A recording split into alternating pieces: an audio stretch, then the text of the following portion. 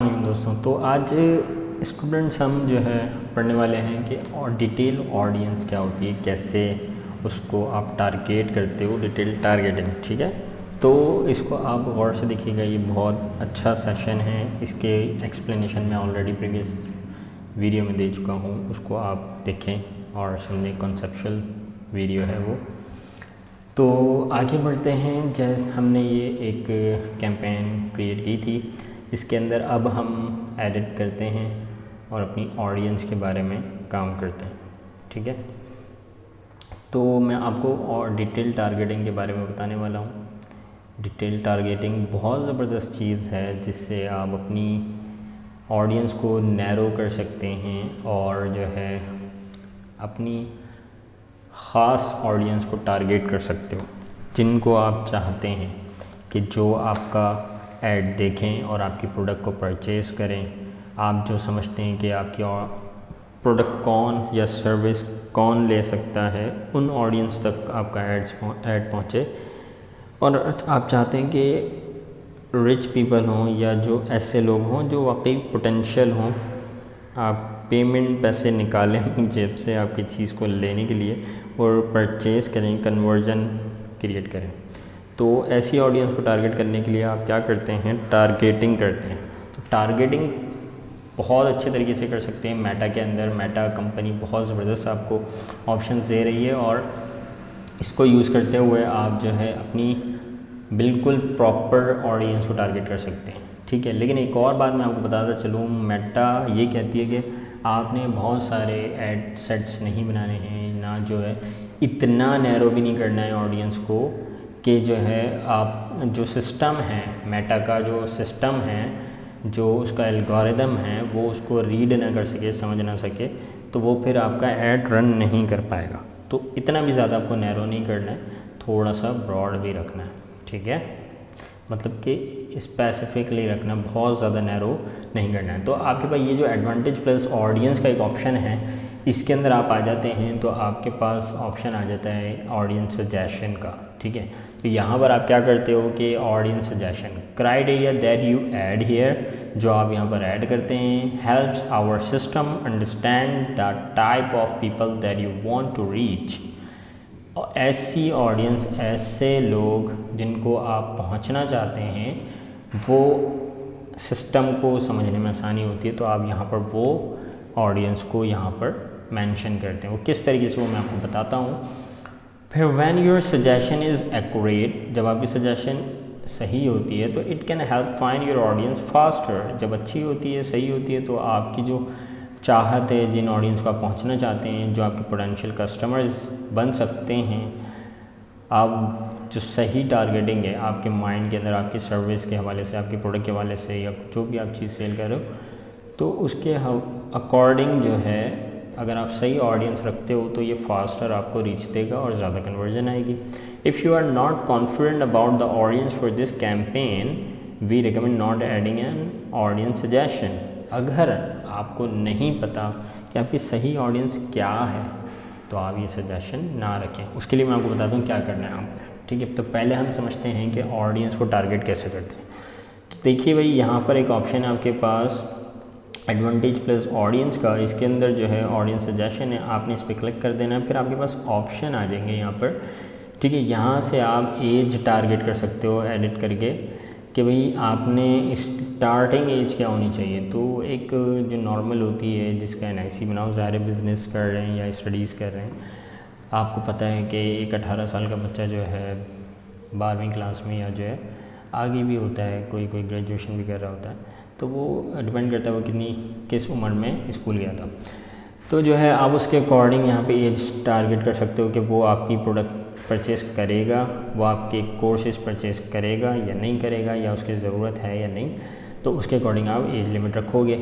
और 65 तक आप जा सकते हो। ज़ाहिर है अगर आप हाउसिंग का काम कर रहे हैं तो ऐसे लोग होते हैं इतनी उम्र के जो वो हाउस वगैरह परचेज़ करते हैं, सही है। और अगर कोई कार है तो वो कार भी परचेज़ कर सकते हैं। कोई लग्जरियस चीज़ है, या ट्रैवलिंग करना चाहते हैं, या उसके अलावा होटलिंग करना चाहते हैं, तो ऐसे लोग होते हैं इन उम्र के, तो वो जाते हैं, वो स्पेंड करते हैं मनी उन चीज़ों पर। तो आप ख़ास वैसे हम जो है अपनी एज लिमिट सेट नहीं कर सकते। उसकी वजह ये है कि हमें नहीं पता कौन सी ऑडियंस जो है आपकी प्रोडक्ट में इंटरेस्टेड हो सकती है, तो एग्जैक्ट तो एज हम नहीं रख सकते। तो आप यहाँ पर ऐसे रखें ना, मैं बता सकता हूँ। और जेंडर में आप समझते हैं अगर वो कॉस्मेटिक्स है तो ऑफ कोर्स ऑब्वियस है कि ज़्यादातर लेडीज़ यानी फ़ीमेल जेंडर के जो होंगे वही आपकी प्रोडक्ट को परचेज़ करना चाहेंगे। बहुत कम ऐसा होता है कि जो है मेल ऑडियंस जो होती है वो ही अपनी वाइफ्स के लिए या अपनी बेटियों के लिए, डॉटर्स के लिए जो है लें, लेकिन ऐसा नॉर्मली नहीं होता है।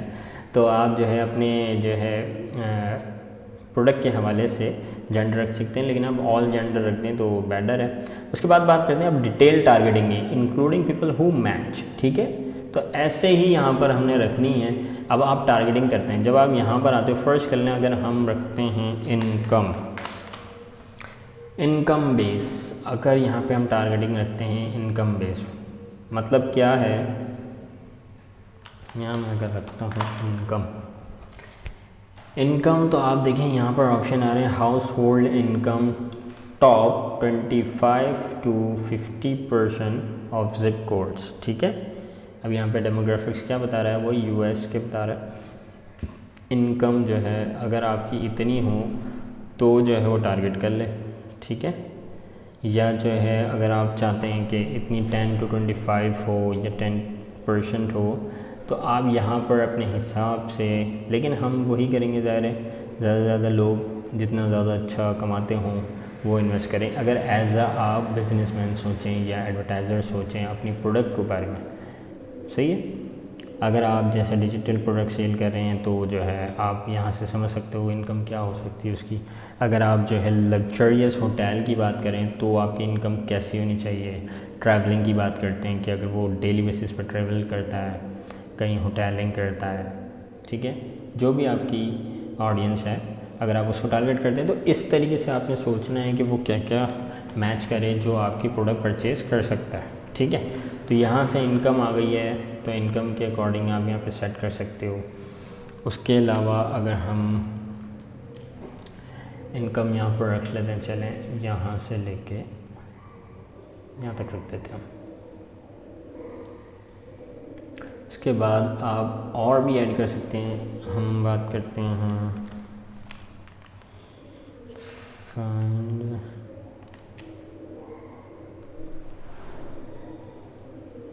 हाँ हम रख लेते हैं frequent travellers, frequent international travellers, Nexus frequent traveller programme या travel computer.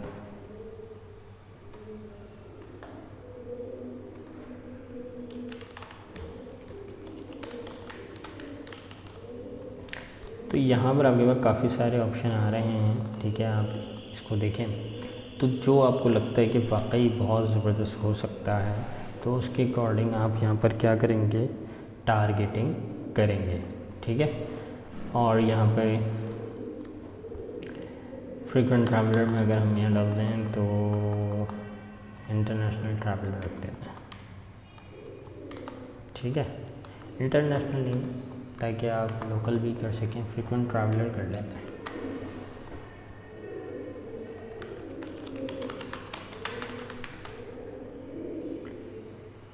Frequent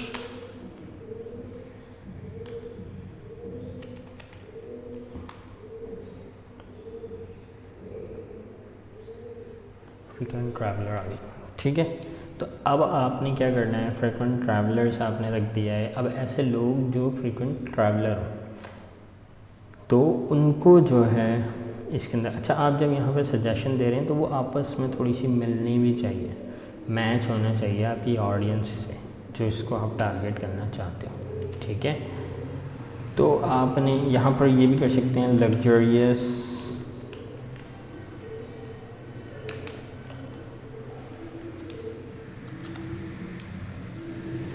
luxurious car,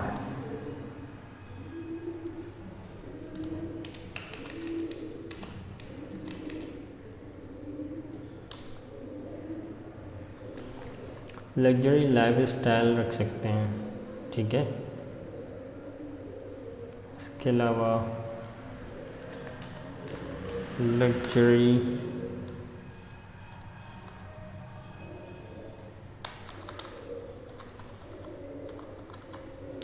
traveller हो सकता है। तो ये आपने इस तरीके से इसके अंदर डेमोग्राफिक्स लगाने और सॉरी आपकी टारगेटिंग करनी है। और आप देखें अगर आप यहाँ ब्राउज़ करते हैं तो आपके पास 3 ऑप्शन आते हैं। बेसिकली इनको 3 ऑप्शन में डिवाइड किया गया, डेमोग्राफिक्स, इंटरेस्ट और बिहेवियर्स, ठीक है। डेमोग्राफिक्स के अंदर आपकी जो है मैं ऑलरेडी वैसे बता भी चुका हूँ कि क्या क्या आ जाता है, फिर थोड़ा सा मैं आपको बता देता हूँ। अगर आप यहाँ देखें तो आपको यहाँ भी ऑप्शन मिल जाएगा कि यहाँ पर एजुकेशन है, फाइनेंशियल है, life events, parents, relationship, work, interest. इसके अंदर आप जो है डेमोग्राफिक्स के अंदर ये काफ़ी सारी चीज़ें देख सकते हो, ठीक है। अगर आप एजुकेशन के अंदर जाते हैं तो यहाँ से आप एजुकेशनल लेवल सेट कर सकते हो, इसका फाइनेंशियल लेवल सेट कर सकते हो, रिलेशनशिप सेट कर सकते हैं, स्टेटस क्या होना चाहिए इसका। मैं कहता हूँ जी सिंगल भी चलेगा, ठीक है। तो यहाँ पर सिंगल हो या मैरिड हो डजेंट मैटर, लेकिन सिंगल हो। अगर आप स्टडीज़ डिजिटल प्रोडक्ट सेल करें, फर्स्ट करें ऑनलाइन कोर्सेज, तो उनके लिए आप जो है सिंगल भी रख सकते हैं। स्टडीज़ तो सिंगल करते हैं नॉर्मली, शादी के बाद भी लोग कर रहे होते हैं, मैरिड पीपल भी करते हैं, तो उनके लिए भी आप ये चीज़ रख सकते हो ताकि जो है वो भी कर लें। तो मैरिड हो या सिंगल हो दोनों ही चलेगा, आप यहाँ पे रख सकते हैं, ठीक है। इन रिलेशन भी चलेगा। अब बात करते हैं फर्दर।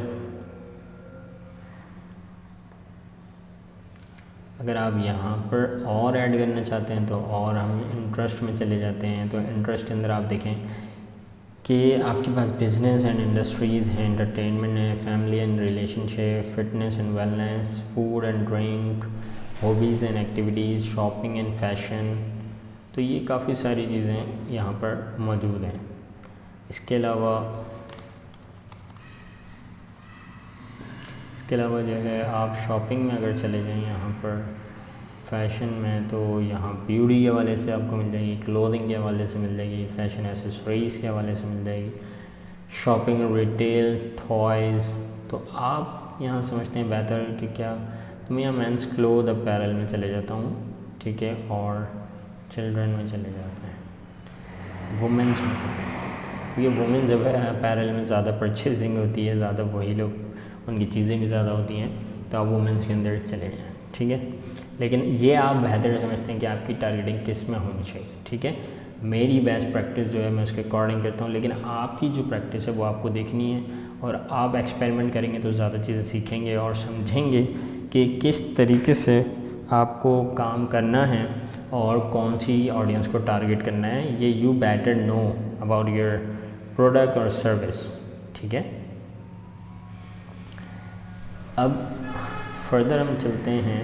अगर आप देखें और क्या चीज़ें आपके पास आ रही है यहाँ पर, बिहेवियर।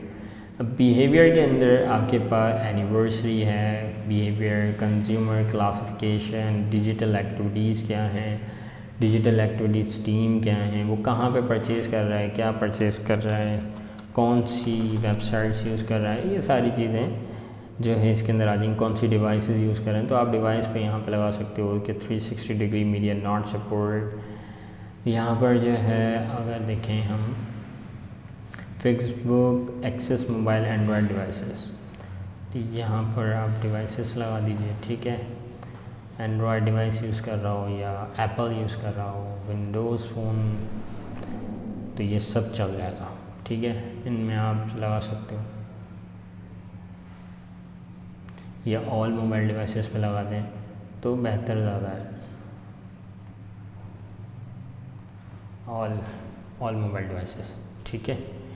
और फर्दर फ्यूचर को तो छोड़ दें फ़िलहाल, लेकिन यहाँ तक आप तो इस तरीके से आप पूरी टारगेटिंग कर सकते हैं बहुत ज़बरदस्त किस्म की, ताकि आपकी ऑडियंस जो है अच्छी सेट हो जाए और आप उसको सही ऑडियंस को टारगेट कर सको अपनी ज़रूरत के मुताबिक, जैसी आप चाहते हैं कि आपकी ऑडियंस टारगेट हो। तो यहाँ पर हमने डेली एटलीस्ट जो है 10,000 मिनिमम 10,000 पीपल हों या उससे ज़्यादा भी हो तो बहुत अच्छा है, आपको ज़्यादा रीच मिले, फ़ायदा हो। तो यहाँ पर इस तरीके से काम होना चाहिए, ठीक है। आप टारगेटिंग ये सारी इस तरीके से कर सकते हैं। आप प्लेसमेंट के हवाले से भी कर सकते हो, लेकिन अभी हम यहाँ पे ऑडियंस की बात कर रहे हैं तो इसकी बात करते हैं पहले।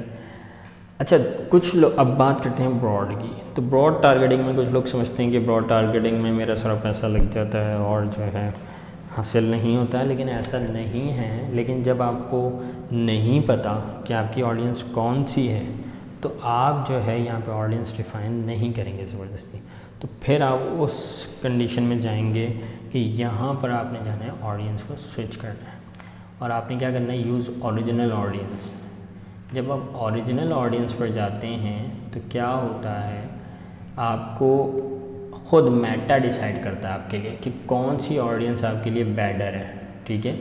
आपके लिए ऑडियंस कौन सी बेहतर है वो आपके लिए मेटा जो है ख़ुद डिसाइड करेगा और आपको अच्छी से अच्छी ऑडियंस लेकर आएगा, मैक्सिमम वॉल्यूम लेकर आएगा, मैक्सिमम आपका रीच लेकर आएगा। तो आप जो है उस वक्त ब्रॉड रखें, और ब्रॉड टारगेटिंग बहुत अच्छी होती है। उसके अंदर ज़्यादा से ज़्यादा पीपल को आपका ऐड दिखता है, ज़्यादा पीपल पहुंचते हैं, वो बेहतर समझता है। उसके पास ज़्यादा डेटा भी है, क्या कहते हैं, मेटा के पास age wise, devices wise, behaviour wise, interest wise, तो हर चीज़ को जानता है, चूँकि हर एक चीज़ आपसे वो लेता है, ठीक है। अगर आपने कभी फेसबुक का अकाउंट ख़ुद क्रिएट किया हो तो उसके अंदर काफ़ी सारी चीज़ें होती हैं कि इंटरेस्ट क्या है, कहाँ पर रहता है, लोकेशन, ये वो सब कुछ। तो उसके अकॉर्डिंग आपकी चीज़ों को वो समझता है, वो एक्टिविटीज़ देखता है कि भाई कौन सी चीज़ किस में इंटरेस्ट कर रहे हैं, कौन सा पेज लाइक किया हुआ है, कौन सी वीडियोस देख रहे हैं, कौन से एड्स को क्लिक कर रहे हैं। तो ये सारी चीज़ों को वो समझता है मेटा, तो उन लोगों को वो ख़ुद से टारगेट करके आपको ला कर देता है रिजल्ट। तो आपने ये सब अगर आपको नहीं पता है तो आप ब्रॉड पर जाएं, और ब्रॉड भी रखनी चाहिए। ब्रॉड भी एक अच्छी चीज़ है, उसके अंदर आपको मैक्सिमम डेटा मिलता है, तो आप यहाँ पर जो है अपनी ब्रॉड टारगेटिंग कर सकते हो, ठीक है। तो ओरिजिनल टारगेटिंग आपकी आ जाती है, आपकी ऑडियंस आ गई, तो आप ब्रॉड टारगेटिंग पे भी फोकस करें, अच्छी चीज़ है, ठीक होगी बात। इसको आप सेव करना चाहें सेव कर लें, इस तरीके से आपने काम करना है।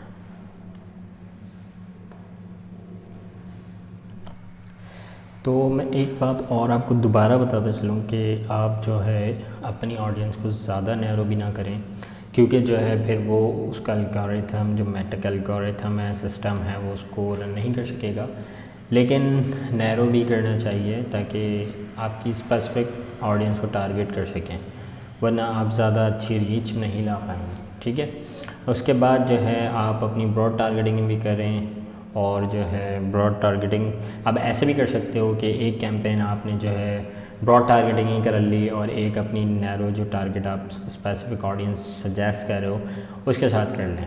तो ऐसे भी आप टेस्टिंग करते रहें और एक्सपेरिमेंट करें ताकि आपको पता लगे कौन सी ऑडियंस आपके लिए ज़्यादा बेटर है, ठीक है। तो उसके अकॉर्डिंग आप करें और अपने पास ऑडियंस रखें। दूसरों के साथ भी आप यूज़ कर सकते हो, इन ऑडियंस को बेहतर बना सकते हो अपने ऐड को, और रिज़ल्ट्स अच्छे गेट कर सकते हो।